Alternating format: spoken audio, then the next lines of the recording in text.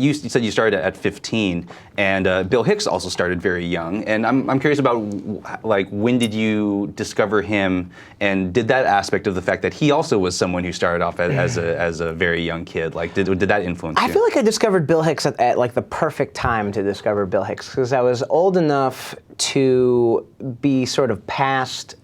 Like, I'd started doing drugs already, but at a time when I was mature enough to handle them. Like, I wasn't like a high school burnout kind of dude, like, but I had been great at drugs by college, you know what I mean? And like, Emerson had this semester abroad program in the Netherlands, which was unbelievable. It was this 12th century Dutch castle just in the middle of these blueberry fields, like 3 hours outside of Amsterdam. And I found Bill Hicks. There were some comedians I remembered in Boston who were talking about how awesome he was, and I wanted to learn a little bit more. And I got the album Rant in E minor, which is, you know, in my estimation, currently like the most ambitious comedy album that's ever been released. Why is that?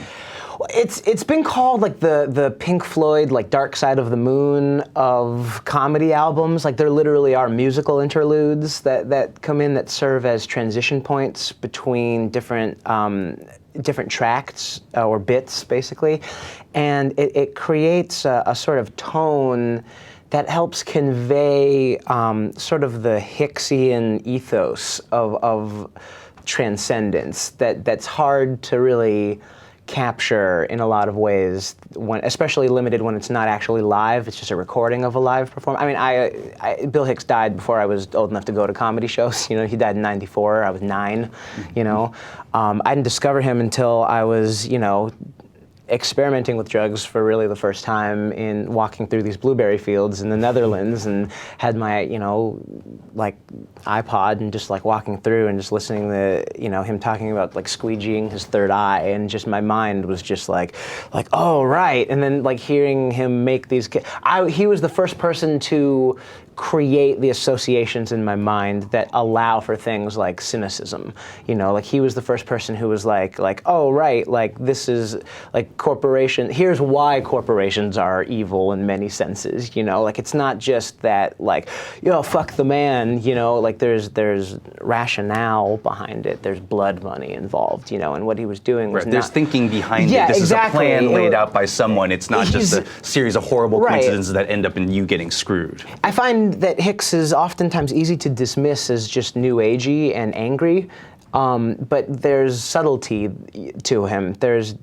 He would call it dark poetry, you know, that has a lot of value. You know, he was the Edgar Allan Poe of comedians. You know what I mean? Mm-hmm. And he was so timely. Like, that's what blows my mind about Bill Hicks is like, you listen to his albums that were recorded during the first Gulf War, like in the '91, you know, and like, yeah, you hear it apply in 2004 when I heard it for the first time, you know, and then still today about like, because nothing has really changed, and he was able to identify it in, you know, like the album Rant in E minor came out in 1997. Like, other things that happened in '97 was like Ricky Martin was happening, and boy bands and shit were happening, and like fucking nu metal was happening, and like you know, I still uphold that the first Limp Bizkit album is actually very, very good. $3 Bill Y'all. $3 Bill Y'all is actually a good album, but it ends right there. I always tell people, $3 Bill Y'all,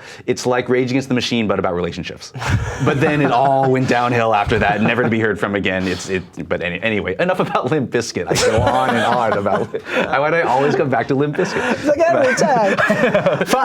Why does everything relate to Limp Bizkit? Here. Talk about Fred Durst for like 10 minutes. But I mean, in terms of him being timely, I mean, because he was recorded in '97. You know, it wasn't recorded in '97. It was released in '97. Right. But like, it was just so ahead of its time that over a decade later, you can still listen to it and have that like, ooh, like moment of like how politically incisive it is.